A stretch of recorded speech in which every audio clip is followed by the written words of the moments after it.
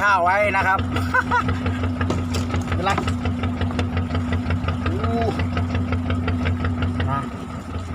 สวยๆครับนะครับนะเดี๋ยวติดตามกันไปเรื่อยๆนะครับผมไม่ได้คันหนึ่งขาดนะครับเดี๋ยวครับคันโผล่ฟ้าไม่ทันนะครับผมฟ้าคันนี้อยู่นะครับถ่ายไม่ทันนะครับมันขาดซะก่อนน่าจะไปผ่านไกด์นะครับโอเคครับผมเดี๋ยวติดตามต่อไปกันเรื่อยๆนะครับ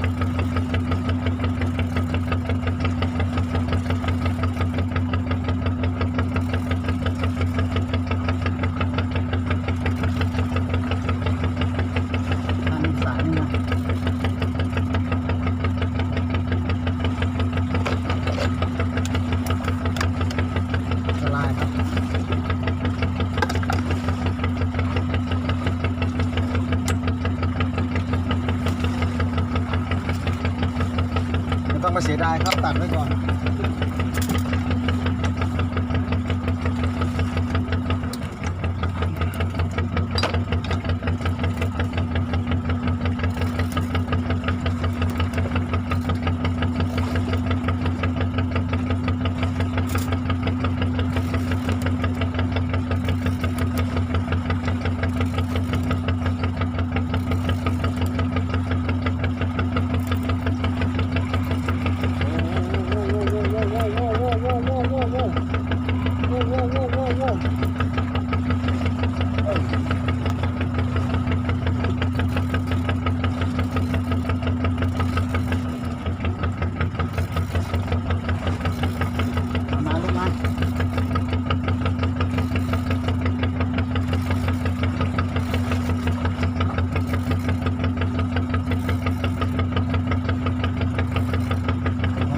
ากหลายสายนะครับมันก็จะทำให้มีกรณีเกี่ยวกันมั่งอะไรมั่งนะครับสำคัญมาก็คือต้องใช้ความเร็วอย่างเดียวตัดนะครับต้องมาเสียดายถ้ามันใหม่ตัดมัวแต่มาดึงอันตรายนะครับเดี๋ยวเบ็ดมันจะล่อมือเรา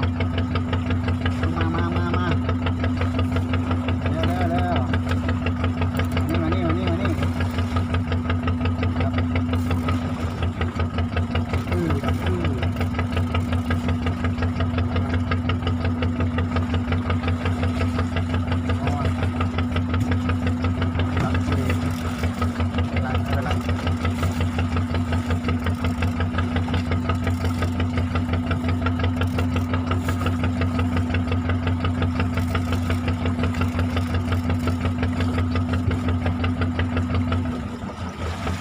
ครับว้าวสำเร็จนะครับรักทุเรหน่อยก็โอครับตัดแห้งนะ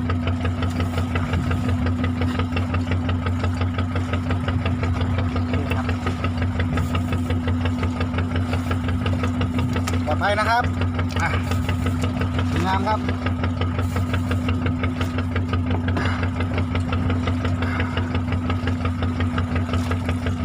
เดิมครับผม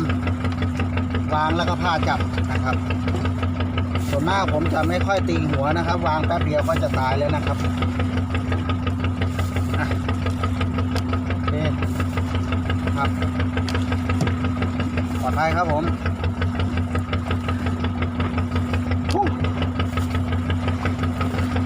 นี่ครับ3 ทาง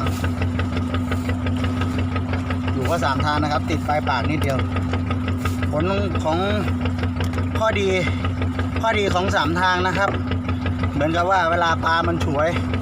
เราไม่รู้ว่ามันจะฉวยแบบไหนนะครับโอกาสที่จะติดมีโอกาสสูงกว่าเบ็ดตาเดียวนะครับมันพยายามต้องเอามาใช้นะครับผมก็ถือว่าตัวนี้ก็ถือว่าสวยงามนะครับอีกตัวหนึ่งนะครับไซส์ใหญ่ครับผมครับติดตามกันต่อไปเรื่อยๆนะครับผมถ้าแบตผมไม่หมดนะครับก็จะพยายามถ่ายอัพลงให้ชมเรื่อยๆนะครับผมสะใจครับเหนื่อยขอบคุณครับผมที่รับชมนะครับก็ยังไงก็ฝากเป็นกำลังใจให้ด้วยนะครับติดตามกันไปเรื่อยๆนะครับอย่าเพิ่งเบื่อกันนะครับอย่าลืมกดไลค์กดแชร์ให้ผมด้วยนะครับผมติดตามกันต่อครับ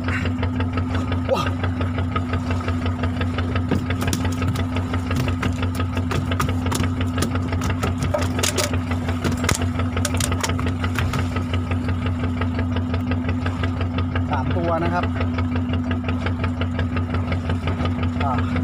ก็3 ตัวที่พันกันเละเทะเลยนะครับไม่เป็นไรปลอดภัยดี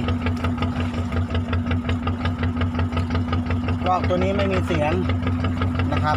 แจ็คพันอาศัยว่านั่งมองเอานะครับที่ไม่มีเสียงต้องให้ใกล้ตัวที่สุด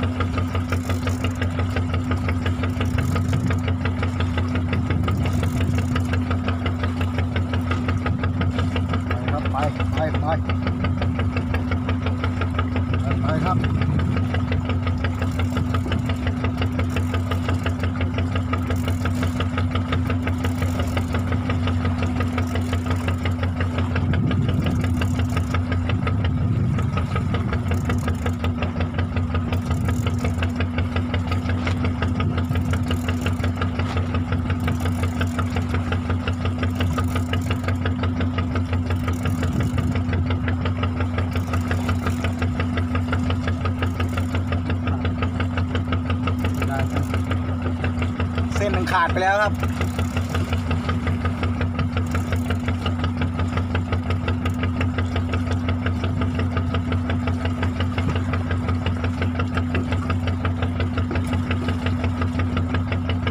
นะครับเส้นหนึ่งขาดไปแล้วครับ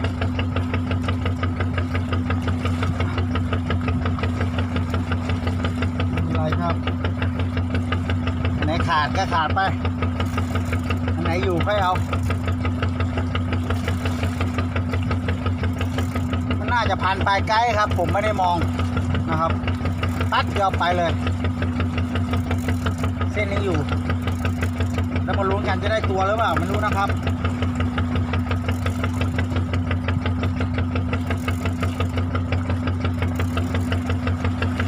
ชอบก็อย่าลืมกดไลค์กดแชร์ให้ด้วยนะครับผมครับกดติดตามครับเพื่อจะได้ดูคลิปใหม่ๆเรื่อยๆนะครับไม่ได้ก็จะอัพให้ชมเรื่อยๆครับผมกับบรรยากาศไร่ซีนะครับ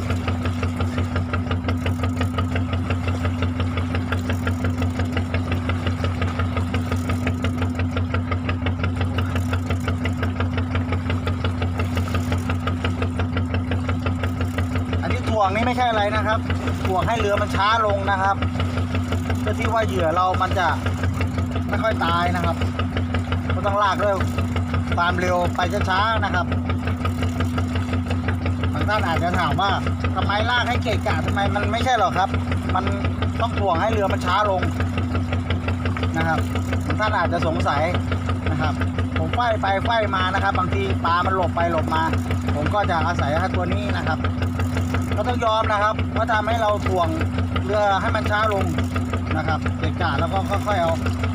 นะครับมันไม่มีที่แฝงนะครับก็ต้องแฝงไว้ท้ายเรือครับค่อยๆหลบเอานะครับดวงดีก็ได้ครับโชคร้ายก็ไม่ได้ไม่เป็นไรครับ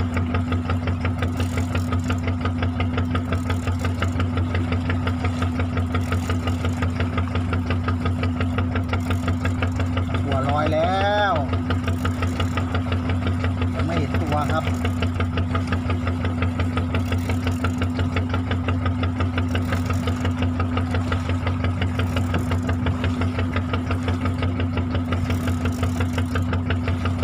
อาจจะย้อนแสงนะครับผมแล้วแต่จังหวะนะครับนะ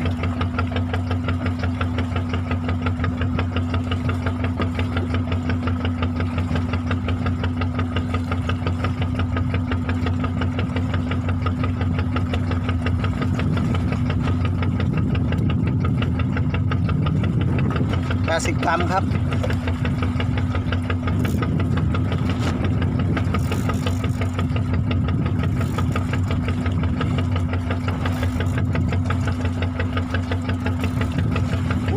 ครับดำๆขาวมาแล้วครับ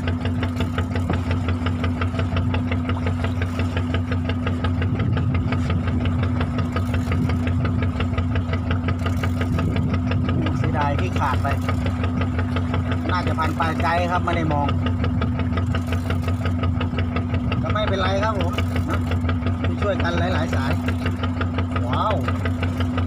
ว้าวว้าว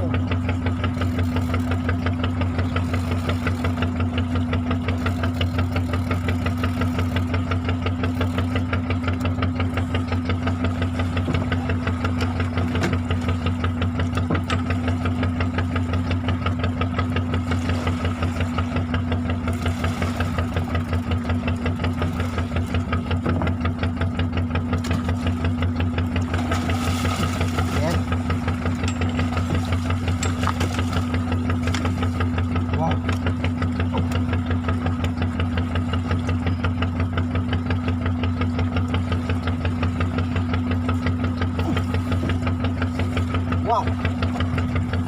โอเคครับผมมาแล้ว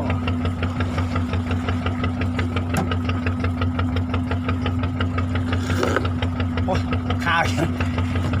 ยังไม่ได้กินครับหุงข้าวไว้นะครับเป็นไรว้าวว้าวว้าวเดิมครับใช้ผ้า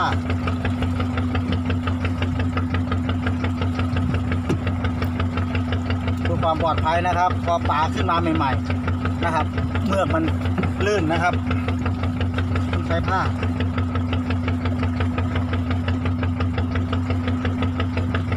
คนเขาถามว่าทำไมไม่ตีหัวปลาก่อนค่อยปลดเบ็ด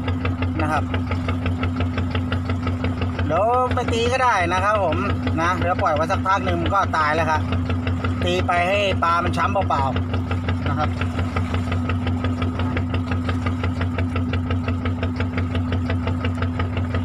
นี่ครับนะสวยๆครับ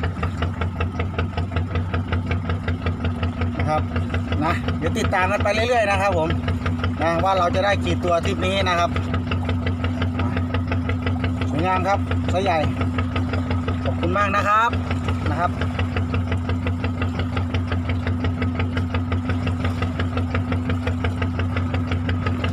ขอปลุกปลาแป๊บหนึ่งครับข้ากระจาย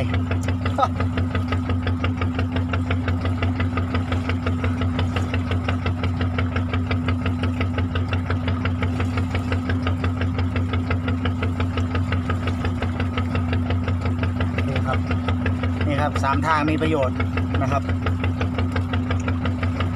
ช่วยได้นะครับไม่ได้คันหนึ่งขาด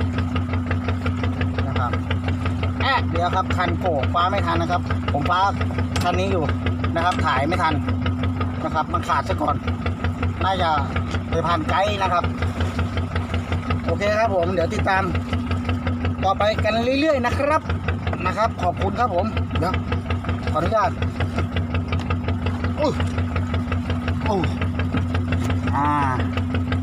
นะครับขออนุญาตเกี่ยวปลาก่อนนะครับ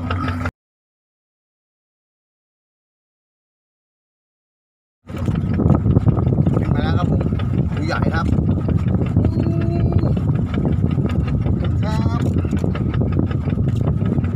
บ